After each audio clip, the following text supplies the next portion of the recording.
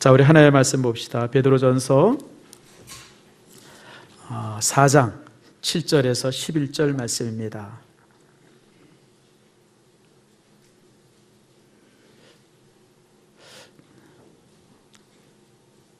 자, 7절에서 11절 말씀 교독합니다. 만물의 마지막에 가까웠으니 그러므로 너희는 정신을 차리고 근신하여 기도하라. 서로 대접하기를 원망 없이 하고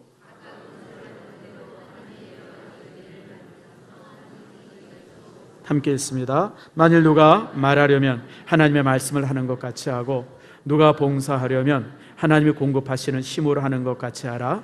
이는 범사에 예수 그리스도로 말미암아 하나님이 영광을 받으시게 하려 함이니 그에게 영광과 권능이 세세에 무궁하도록 있느니라. 아멘. 기도합니다. 하나님 감사합니다. 하나님께서 우리 교회를 사랑해 주셔서 이렇게 먼 곳에 교회가 잘 지어지도록 인도하시고 또 이번 주 화요일에 또 이제 이우성 집사 또 이제 리서치하기 위해서 또 출발하기도 하고 많은 사역들 하나님께서 일일이 붙들어 주심을 감사합니다. 영광 받아 주시옵소서. 오늘 이 시간 말씀을 나눌 때 놀라운 시간 되게 하시고 특별히 우리가 이제 말씀을 통해서 우리가 다시 한번 주 앞에 다짐할 수 있는 은총의 자리들 되게 해 주시옵소서. 말씀이 증거될 때마다 우리 안에 기쁨과 감사와 영광이 있기를 원하며 예수님의 이름으로 기도드립니다. 아멘. 우리나라가 조금 이제 바뀌었죠. 뭐가 바뀌었냐면 한 10년 전만 해도 스펙을 굉장히 중요시 여겼습니다. 그래서 대학 다닐 때 스펙을 준비하기 위해서 얼마나 애를 많이 썼습니까? 뭐 어디 갔다 왔다, 어디 근무했었다, 무슨 자격증 가지고 왔다, 이렇게 스펙들을 굉장히 많이. 그래서 취업하려고 그러면 정말 이력서에 스펙을 이만큼씩 뭐 한 7, 8줄씩 이렇게 써서 이렇게 내고 이제 그게 이제 그 일상화됐었어요. 근데 근래 들어서면서부터 스펙이 사라졌습니다. 근래는 회사에서 취업하고 그럴 때 학생들 이렇게 모집할 때 스펙을 안 본대요. 근래 보는 것은 스펙이 아니라 스토리. 다시 말하면 그의 인생에 그의 삶 속에 다른 사람들을 감동시킬 만한 그런 이제 스토리가 있는가. 그래서 이제 자술서라 그럽니까? 뭐라 그러죠? 뭐 이렇게 써서 이제 이렇게 제출하고 뭐 그런 것들. 그걸 이제 요즘에는 이제 더 중요시 여긴다. 그런 이야기를 제가 읽었습니다. 사실 여러분 우리 한국 사람들은 스토리에 열광하죠. 얼마나 열광합니까, 여러분들? 요즘에 이제 한국 사람들이 이제 열광하는 두 가지가 있어요. 첫 번째가 뭐냐면 베트남입니다. 베트남 축구. 어제 베트남 축구 보시면 한번 손 들어보세요. 뭐 때문에 봐요? 못하는 축구를. 내가 솔직히 보니까 베트남 축구는요, 우리나라 고등학교 수준이 안 되는 것 같아요. 패스도 잘못하고 희마리도 없고 그냥 나 어떻게 말레이시아를 이겨가지고 거기까지 올라왔는지 내가 이해가 안 돼요. 근데 어쨌든 어제 이겼어요. 뭐 사실은 저도 끝까지 봤어요. 9시 반부터 시작해서 11시 반까지.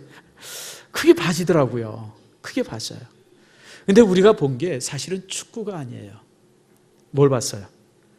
박항서의 스토리를 본 거예요. 사실 박항서라고 하는 이 축구 선수는 저 시골 출신이고요. 우리나라 국가대표도 못했고 실업팀에서 왔다 갔다 하다가 어떻게 히딩크한테 발견이 돼가지고 코치로 몇 년 있었던 사람이에요.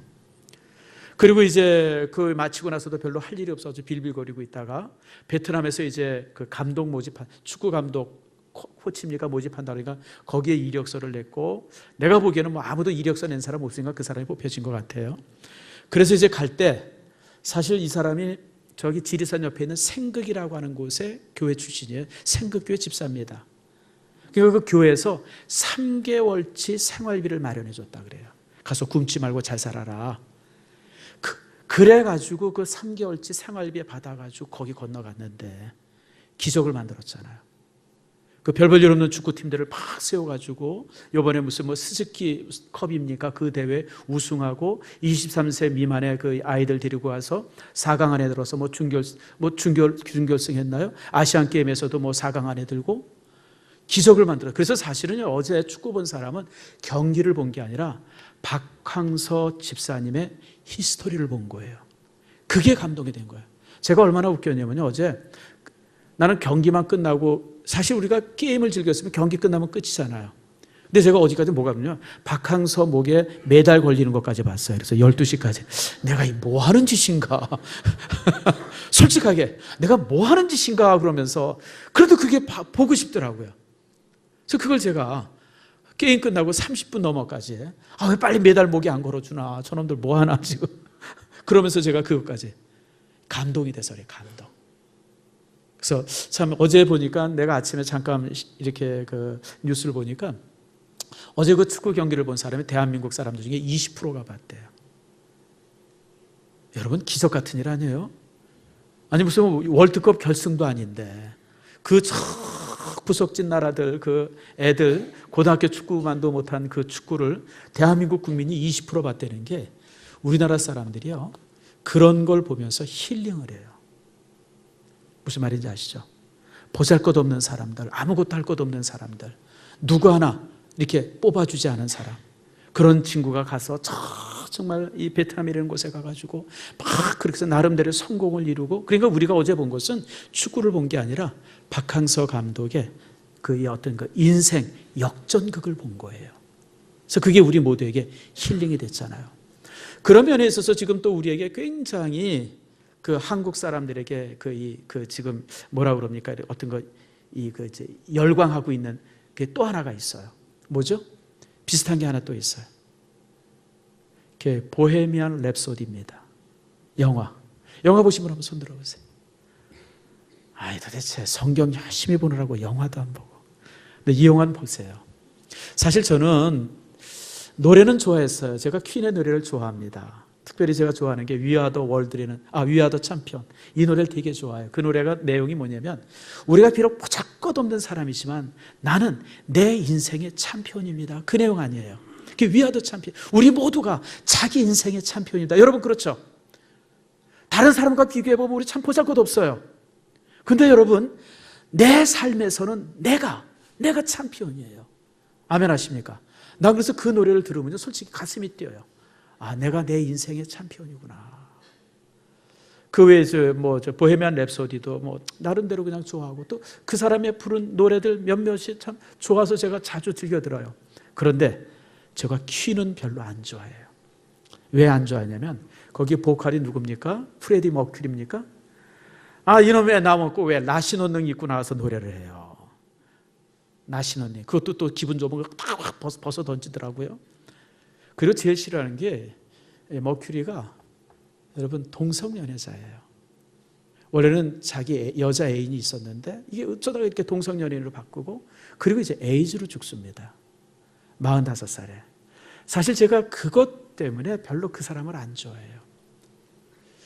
그런데 제가 그래서 그 영화가 나오고 벌써 지금 한 달째 되고 750만이 봤다고 그러고 막, 그래서 제가 그 영화를 끝까지 안 봤는데, 근데 750만이 봤다는 바람에 한수 없이 봤어요, 제가.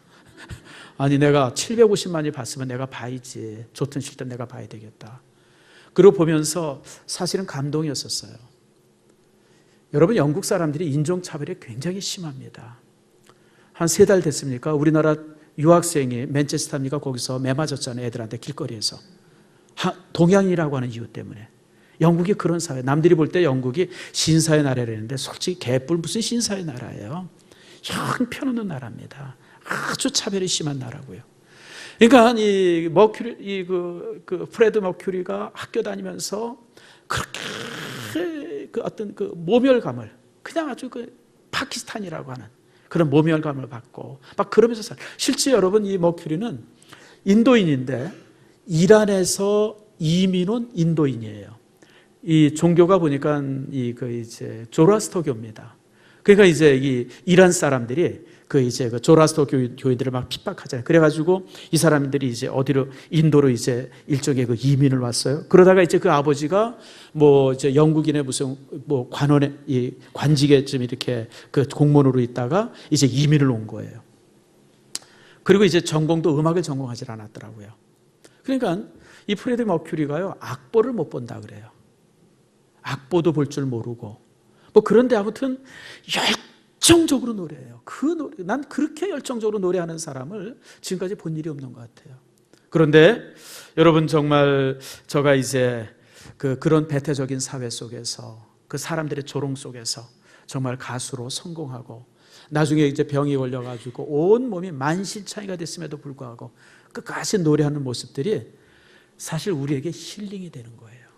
노래가 좋아서가 아니라 힐링이 되는 거예요. 지금 우리가 얼마나 힘들게 살아요. 저는 목사로서 그래도 여러분들이 지켜주고 보호해주고 뭐 이래서 이제 이렇게 좀 편안하게 살지만 실제 여러분들 개인의 삶이 얼마나 힘들어요. 얼마 전에 제독 철학자였던 이름은 기억이 안 나네요. 그분이 이제 책을 하나 썼어요. 몇 년 됐죠. 피로사회라고. 지금 한국 사회가 말할 수 없이 피로해요. 그냥 막 목표는 있고 그 목표를 향해서 사람들이 그냥 막 정신없이. 근데 여러분 이게 가지나요? 안 가지잖아요. 그러니까 막 절망하고 낙심하고 막 그러고 사는데 그 프레드 머큐리가 그 질병 속에서 그 고통 속에서 노래하고 그 노래를 하면서 다시 일어서고 재기하고 이런 모습들이 한국 사람들에게 이게 힐링이 되는 거예요. 그래서 여러분 한국 영화들, 외국 영화들 중에서 한국에 와서 히트하는 영화들의 그 흐름이 뭐냐면 이런 일종의 힐링이 주제로 있을 때 그때 이제 이렇게 좀 성공이 되시더라고요. 그래서 참 750만이 받고 나중에는 나중에 신문에 보니까 떼창을 한다면요. 마지막에 위아더 챔피언 나올 때는 그냥 온 사람들이 따라 부른다. 그래서 혹시 이 영화관에서도 그럴까 그랬더니 우린 좀 이 양식이 있어서 좀 배운 게 있어서 안 하더라고요. 그래서 전 그랬던 기억이 납니다. 근데 이 영화에서 주는 잔인한 교훈이 있어요. 그 교훈이 뭐냐면 성공에 눈멀고 또 그 성공 때문에 교만해지고 또 자기 감정에 취해서 자기 감정이 시키는 대로 막 하다 보면 결국 인생이 비참하게 망가진다는 거예요. 저는 제일 싫어하는 말 중에 하나가 감정에 충실하자라고 하는 말이에요. 감정에 충실해지면 사람이 뭐가 될까요? 짐승이 되어집니다. 동물이 뭔가 진배가 있어요. 우리가 사람이고 우리가 인류라고 그러고 우리가 이렇게 참 성숙한 사람이 됐다고 하는 의미는 그런 감정들을 우리의 의지나 우리의 지성이나 이런 걸 가지고 항상 절제할 줄 알기 때문에 여기까지 온 거예요. 근데 여러분 이 프레드 머큐리는 이 자기 감정 절제가 안 되는 거예요. 물론 그것 때문에 노래는 좋은 노래를 만들었어요. 감정을 마음대로 발산할 수 있으니까 그런 노래를 만들어요. 특별히 여러분 보헤미안 랩소디 같은 영화는 처음에 나올 때 노래도 아니라 그랬다 그래요. 그냥 이게 거기에 무슨 팝도 있고 오페라도 있고 그냥 노래 속에 갈릴레오도 있고 무슨 무슈도 있고 도대체 뭔 소리인지도 모르는 걸로 가득 차 있어가지고 근데 자기 감정에 충실하니까 그런 노래가 만들어지는 거예요. 그런데 문제는 삶이 그래서는 안 된다는 거예요. 매력 느낀다고 남자들한테 가가지고 막 거시기하고 그냥 저녁마다 좋아진다고 그냥 파티하고 그러니까 주변에 거머리 같은 사람이 가득 차고 그렇게 환락이나 이런 것에 자기 좋은 것에 그냥 막 그러다 보니까 그냥 좋은 친구들 다 깨져서 퀸이라고 하는 그런 어떤 이 그룹이 이제 무너져 버리고 친구들 다 떠나고 몸은 에이즈 질병으로 인해 가지고 그냥 만신창이가 되어지고 가수가 성대가 너덜너덜하게 그냥 찢어져 있고 바로 이거예요. 여러분 인생이라고 하는 것이 그리고 삶의 기회라고 하는 것이 우리에게 한없이 주어지는 거 아니에요, 여러분들. 어느 순간에 우리의 인생이 끝날 수 있고요. 어느 순간에 우리의 삶의 시간들이 기회들이 끝날 수가 있습니다. 프레드 머큐리가 45살에 죽었지만요. 그러나 여러분 30대쯤 지나서 그가 에이즈의 병에 걸렸다고 하는 그 사실이 그에게 전달되면서 이미 그 인생은 끝난 거예요. 환락에 가장 취해 있었을 때, 자기 영광에 가장 취해 있을 때 에이즈에 걸린 거예요. 그리고 그 다음부터는 이제 죽음의 길을 가는 거예요. 이 사실을 알았던 사람이 누구냐면 베드로입니다. 베드로 사도는 이미 2000년 전에 인간에게 주어진 시간이 한없이 되어지는 것도 아니고 인간에게 주어진 기회가 항상 주어지는 것도 아니기 때문에 오늘 베드로 사도는 성도들을 향해서 뭐라고 말하죠? 한번 따라합시다. 만물의 마지막이 가까웠으니. 이 말씀의 의미는 곧 세상이 멸망한다 이게 아니에요, 여러분들. 이단들은 항상 그렇게 얘기하죠. 곧 세상이 멸망한다. 그래서 우리 안에 들어오면 된다. 토요일날 여러분 신문에 보니까 아니 그 일간지에 그 신문이 그 기사가 났어요. 왜냐하면 요즘 이제 신학기가 되어지면 이단들, 특별히 신천지 같은 이단들이 막 애들 막 포섭한다. 그래서 제일 조심해야 되는 것이 그런 것이다. 교회 바깥에서는 절대 성경 공부하게 하지 말아라. 이게 여러분 조선일보에 났다니까요. 다른 신문에도 다 났어요, 여러분들. 이게 지금 심각한 거예요, 심각한 거. 이단들이요, 그런 걸 가지고 이제 세상의 끝이다, 막 이런 걸 가지고 막 위협하고 공갈을 쳐가지고. 이게 우리나라에 1992년에도 난리가 났잖아요, 다미 선교회가. 그냥 매스컴에 그냥 막 다미 선교회라는 사람들이 모여가지고 예배하고. 근데 여러분, 이게 이렇게 여과 없이 방송되면서 많은 대한민국 국민들이 무슨 생각을 하냐면, 아, 기독교가 저렇게 혹세무민하는 종교일 수 있구나. 이게 사람들 마음속에 이렇게 그냥 확 심어져 버렸어요. 그래서 그때부터 전도가 그렇게 안 돼요. 왜냐하면 복음을 전하고 전도하려고 그러면 우리 교회의 건강한 모습에는 그 사람들이 관심이 없어요. 그렇게 그냥 다미 선교회 애들 그냥 막 미쳐서 발광하는 것들, 이런 것들만 봐왔기 때문에, 아이고, 저희 가면 안 되는구나, 애들 교회 보내면 안 되는구나, 이렇게 돼버린 거예요, 여러분들. 사실 이단들에 의해 가지고 교회가 받는 피해가 컸죠. 어쨌든 여러분, 이 말씀의 의미는 이제 세상 종말이 얼마 남지 않았다, 그런 의미가 아니에요. 우리의 삶이라는 것이, 인생이라고 하는 것이 한없이 지속되는 것이 아니고, 우리가 지금 이 순간도 하나님 앞에 서 있는 것이고, 그리고 누구든지 어느 순간에 하나님 앞에 서게 되어진다고 하는 거예요. 이걸 갖다가 종말론적 신앙이라 그래요. 사랑하는 성도 여러분, 기회가 한없이 주어지는 것 아니에요. 시간도 우리에게 한없이 있는 것 아닙니다. 지금 이 삶이 우리에게 한없이 주어지는 것 아니죠. 그래서 여러분, 재미있는 게 버나드 쇼라고 하는 미국의 유명한 소설가가 그 묘비명이 이렇대요. 우물쭈물하다가 네, 이럴 줄 알았지. 그게 묘비명이에요. 그게. 따라합시다. 우물쭈물하다가 네, 이럴 줄 알았지. 세계에서 가장 유명한 묘비명입니다. 또 유명한 묘비명이 몇 개 있어요. 니코스 카잔치키스의 묘비명도 아주 유명하죠. 평생 자유를 구하다가 자유를 바라다가 뭐 자유롭게 죽었다, 뭐 그런 비슷한 그 카잔치키스의 묘비명이, 그래서 이 두 가지 묘비명이 세계에서 제일 유명한 묘비명인데, 그 중에 하나가 바로 이제 버나드 쇼 묘비명, 우물쭈물하다가 내가 이럴 줄 알았지. 우리 인생에 그래요, 여러분들. 우물쭈물하다가 우리가 어느 순간 하나님 앞에 서 있을 수 있어요. 그때는 후회해도 늦어요, 여러분들. 땅을 치고 통곡해도 이미 모든 기회가 떠난 거예요. 매 순간 매 시간들을 우리가 정말 의미 있게 심각하게 살아야 돼요. 그래서 오늘 베드로 사도는 우리에게 이 사실을 상기시키면서, 그러면서 우리에게 주는 교훈들이 세 가지가 있어요. 따라합시다. 기도하라. 기도하라는 거예요. 우리가 하나님 앞에 지금도 서 있고, 그리고 하나님 앞에 언제 설 줄 모르는 그런 종말론적 삶을 살고 있는데, 우리에게 가장 필요한 것이 있다면 기도하는 것이다. 기도하려는 거예요. 사랑하는 성도 여러분, 이 종말이라고 하는 사건은 우리가 하나님 앞에 서는 사건이에요. 매 순간 하나님 앞에 서 있다고 하는 이 사건은 얼마나 우리에게 중요한지 모릅니다. 그렇기 때문에 이 사건 속에 더 이상 우리의 지식이나 재물이나 교양이 개입될 수 있는 근거가 없어요. 오직 하나님 앞에 단독적으로 우리가 서는 거예요. 그래서 우리가 기도해야 돼요. 베드로 사도는 특별히 이 시대에 우리가 더욱 기도해야 할 이유를 베드로전서 5장에 이렇게 말하고 있습니다. 베드로전서 5장 바로 옆에 페이지예요.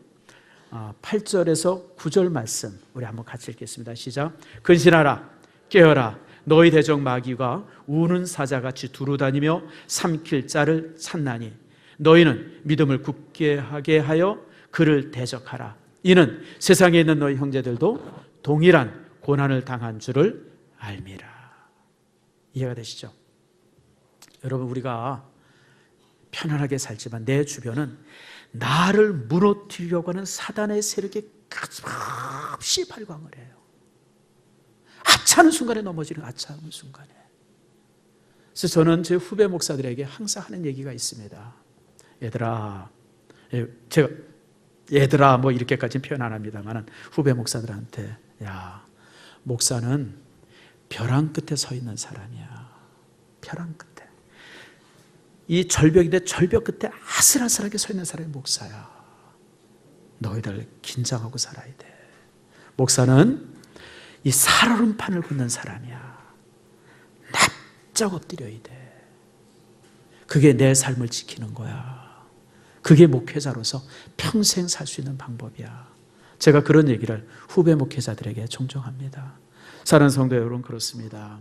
우리 주변에 악한 영이 끊임없이 우리를 넘어뜨리기 위해서 막 이러고 배회하고 있는 이때에 우리가 할 수 있는 일이 기도밖에 없어요. 기도할 때, 기도하면 내가 지켜지는 거예요. 내가 지켜지는 거예요. 여러분들이 개인적으로 능력이 아주 많다 그러면 기도 안 해도 돼요, 여러분들. 그래요, 여러분. 우리가 무슨 능력이 있어요? 예수님이 산에 올라가서 기도하실 때에 제자들이 밑에서 이제 귀신 들린 여자애를 고치려고 백방으로 노력하는데 못 고치는 거예요. 근데 주님께서 산에서 내려오셨어요. 그리고 고쳐줬어요. 그래서 제자들이 묻잖아요. 주님, 우리 왜 못 고쳤습니까? 그럴 때 예수님이 하셨던 말이 뭐예요? 따라합시다. 기도 외에는 이런 요가 날 수가 없느니라. 무슨 얘기인지 아시죠? 기도하면 그 순간에 하나님이 일하세요. 내가 일하는 게 아니라 하나님이 일하시는 거예요. 그래서 우리가 기도하는 거예요. 나는 사단의 그 힘을 저항할 수 없지만, 나는 그 악한 세력을 이길 수 없지만, 기도하면 하나님께서 나를 대신해서 그것과 싸워주시는 거예요. 제가 어제 두 가지 기쁜 소식을 들었어요. 하나는 우리 최경수 권사님 오후에 제가 신방을 했는데, 글쎄 여러분 살 떼어다 붙이는 거? 이식을 안 해도 된대요. 원래 저번 주일에 제가 신방했을 때는 의사가 이식해야 된다고. 여기 이제 열 송수가 터져가지고 그것 때문에 이 발목 이런 데를 많이 뒤셨거든요. 근데 그때는 이제 의사들이 이식해야 될 것 같다고 그랬는데, 여러분 이식하고 그러는데 얼마나 힘들어요. 근데 사실 그래서 우리가 얼마나 많이 기도했어요. 그런데 어제 가니까 목사님 이식 안 해도 된대요. 그럼 그 소식을 들으니까 얼마나 기쁘든지. 여러분, 나는 의사가 명이기 때문이라고 생각하지 않습니다. 누가요? 하나님이 도와주시는 하나님이. 또 어제 이제 제가 소식을 하나 들었어요. 우리 이향수 권사님이 2년 전에 이제 암 진단을 받으셔가지고 우리가 정말 기도 많이 하자. 금요 기도 때마다 빼놓지 않고 기도하는데, 어제 제가 소식을 들었어요. 목사님, 지금 서울대 분당병원에 입원해 있는데 더 이상 몸에서 암이 발견되지 않는데요. 얼마나 감사해요, 여러분들. 물론 이제 좀 더 시간을 봐야 되겠지만, 근데 이제 그동안 치료하면서 방사선 치료 이러면서 몸이 너무 망가져서 수술은 해야 되지만 지금 암은 사라졌대요. 누가 하셨어요? 하나님이 하시는 거죠. 우리가 할 수 있는 게 어디 있어요? 여러분, 무슨 수로 지금 의술이 암의 균을 사라지게 합니까, 여러분들? 저는 우리 교회가 금요일마다 새벽마다 정말 이렇게 붙들고 기도할 때 하나님께서 우리에게 주신 축복임을 믿습니다. 그래서 여러분, 우리가 기도해야 되는 거예요. 기도해라. 여러분, 더 많이 기도할 수 있기를 축복합니다. 두 번째가 뭐냐면, 자, 8절 맞습니다. 8절을 같이 한번 읽읍시다. 시작. 무엇보다도 뜨겁게 서로 사랑할지니 사랑은 허다한 죄를 덮느니라. 뜨겁게 사랑하라. 뜨겁게 사랑하라. 뜨겁게 사랑하라는 말은 다른 말로 말하면 따라합시다. 후회 없이 사랑해라. 여러분, 우리가 누구를 사랑하면 후회 없이 사랑해야 돼요. 후회 없이. 사람이 임종의 순간에 제일 많이 후회하는 게 이 사랑 문제라고 그러죠. 내가 왜 그때 사랑하지 않았을까? 내가 왜 그때 그를 미워했을까? 내가 왜 그때 그랑 싸웠을까? 이런 부분들이 여러분 임종 앞에서 제일 많이 후회한대요. 내가 왜 그때 한탕하지 못했을까? 내가 그때 왜 그때 여러분, 이걸 후회하는 사람은 아무도 없고 99% 모든 사람들이 내가 왜 그때 사랑하지 않았을까? 그거를 후회한다 그래요. 성도 여러분, 여러분들의 성도들을 사랑하되 또 여러분이 주변에 있는 사람들을 사랑하되 여러분 후회 없이 사랑하기를 축복합니다. 우리 여기 지금 부부들 있어요. 서로 마주 보세요. 후회 없이 사랑하세요. 어떤 분은 이제 뭐라 그래? 계면쩍 와가지고 이 인간이 왜 이러나. 혹시 그러는 분이 있는 것 같아요. 그러지 마세요, 여러분들. 부부가 후회 없이 사랑해야 돼요. 후회 없이 사랑해야 돼요. 우리 지금 권사님 한 분이 지금 이렇게 입원해 계세요. 3부 예배 때 우리 집사님 만났어요. 집사님, 후회 없이 사랑하세요. 집사님 목이라 생각하고 힘들다 생각하지 말고 최선을 다하세요. 최선을 다하지 않으면 나중에 후회해요. 여러분 그렇습니다. 여러분 부부가 후회 없이 사랑해야 돼요. 뜨겁게. 형제들도 마찬가지고 우리 직장의 동료들이나 나랑 같이 하고 있는 성도들을 후회 없이 사랑해야 돼요. 후회 없이. 그래야 돼요. 특별히 여러분 혹시 총각 처녀들 있어요? 연애하면 후회 없이 사랑하기를 축복합니다. 연애하면 제대로 하세요. 제대로. 이것저것 재지 말고 여러분들 제대로 연애하세요. 후회 없이 사랑하세요. 여러분 사랑하면요, 여기 재밌는 말이 있어요. 사랑은 허다한 죄를 덮느니라. 무슨 얘기인지 아시죠? 사랑하면 그 사람의 약점이 전혀 보이지 않아요. 내가 그 사람이 뭔가 싫어지고 뭔가 자꾸 이상한 게 보여지고 저게 왜 저러나, 이게 뭐냐면 딴 게 아니에요. 여러분들 그 사람이 여러분 뭐 문제가 있어서가 아니라 내가 사랑하지 않아서 그래요. 사랑하면 다 이뻐 보여요. 사랑하면 다 용서가 돼요. 여러분들 사랑하는데 용서되지 않는 게 어디 있어요. 여러분들 사랑하니까 모든 게 용서되죠. 그 어떤 것도 용서할 수 있어요. 사랑 속에서 바로 그걸 말하죠. 그리고 서로 대접하기를 원망 없이 하라. 대접하기를 원망 없이 하라는 것은 매일 비싼 밥 사주려는 게 아니라 배려하려는 거예요. 항상 배려해라. 어디 갈 때도 먼저 가게 하고 뭐 먹을 때도 먼저 먹게 하고 항상 배려하라 이거죠. 그리고 이제 세 번째가 10절 말씀입니다. 우리 10절 말씀 같이 한번 읽읍시다. 시작. 각각 은사를 받은 대로 하나님의 여러 가지 은혜를 맡은 선한 청지기 같이 서로 봉사. 은사. 모든 사람에게는 재능이 있어요. 달란트가 있어요. 하나님께서 주신 재능이에요. 그거 가지고 열심히 살리는 거예요. 이 땅에서 하나님이 주신 재능을 게으름 때문에 묻어두지 말고, 하나님께서 주신 재능을 그냥 나태함 때문에 묻어버리지 말고 그것 가지고 열심히 살아라. 주님은요 33년밖에 못 살았지만 온 인류를 구원하셨어요. 인생을 얼마나 길게 사느냐는 그렇게 중요하지 않습니다. 모차르트의 음악은 쾌헬넘버를 붙이죠. 여러분 모차르트의 음악 중에 쾌헬넘버 몇 번 좋아해요? 제가 제일 좋아하는 게 622번인가요? 아웃 오브 아프리카에 나왔던 그 클라리넷, 그 2악장이죠. 하도 그래서 쾌헬넘버가 많아가지고 이게 왜 이렇게만 나와봤더니 모차르트가 평상시 그렇게 작곡한 곡이 1000곡이 넘는 데죠. 모차르트는 예수님처럼 32인가 3세 죽었어요. 짧은 생에 살았지만, 그래서 내가 참 고맙다, 감사하다.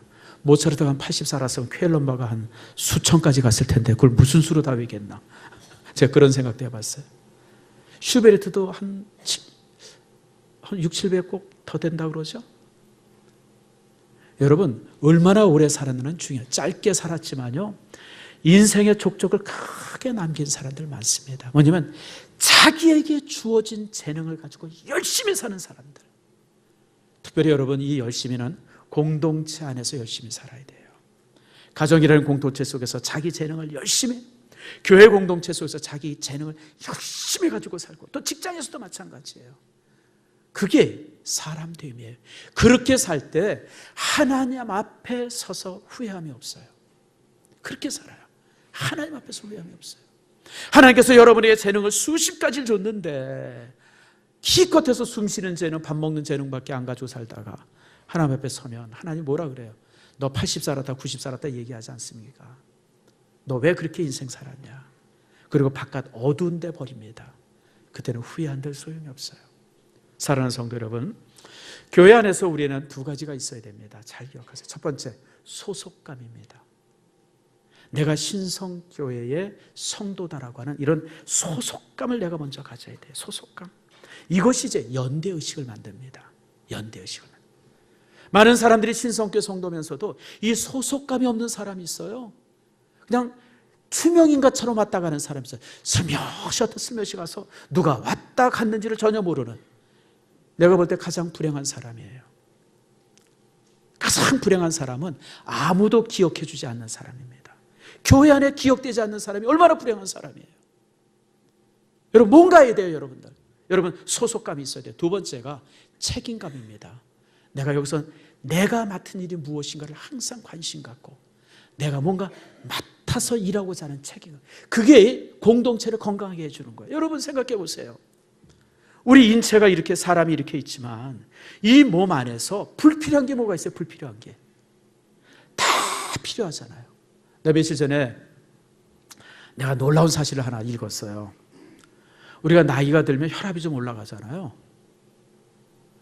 그래서 혈압 내리는 약 먹잖아요. 먹지 말래요, 여러분들. 나이가 올라가면 혈압이 당연히 올라간답니다. 왜 올라가냐면 나이가 먹을수록 이게 혈관이 좀 굳어지잖아요. 또 두꺼워지잖아요. 그래가지고 이 머리에 이 피가 원활히 공급이 안 된대요. 그래서 인체 스스로가 머리에 피가 원활히 공급되게 하려고 이 피의 압력을 좀 세게 한댄답니다. 그러니까 혈압 내리는 약 먹으면 안 되죠. 혈관 좋아지게 하는 약은 먹어도.